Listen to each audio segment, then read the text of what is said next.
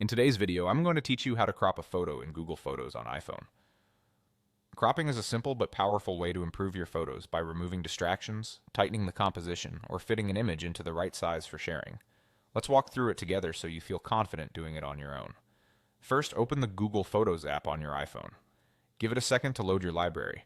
If you don't immediately see the image you want, you can use the search bar at the top or browse your albums. Once you spot the photo you want to adjust, tap it to open it full screen. This brings up the photo viewer where you can start editing. At the bottom of the screen, tap Edit.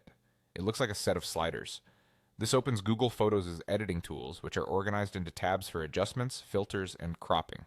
We're focusing on cropping today, so go ahead and choose the crop option.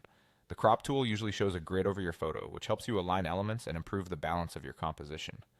Now adjust the frame. You can drag the corners or edges of the crop box to trim away parts of the image you don't want. As you move the handles, think about your subject and how you want it framed. If you'd like a precise shape, use the preset ratios. These include options like square, widescreen, or 4:3. Presets are especially helpful when you need a specific format for social media or printing. You can also drag the image within the frame to position your subject just right.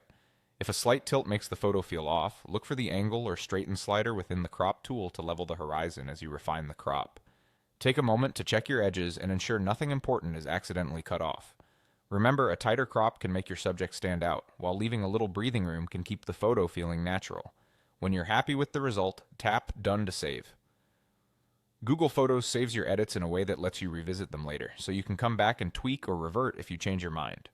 That makes experimenting with different crops low risk and really fun. That's it, you've just cropped a photo in Google Photos on your iPhone. With a few taps, you can transform the look of an image and make it feel more intentional. Try it on a few photos to see how cropping can instantly elevate your shots.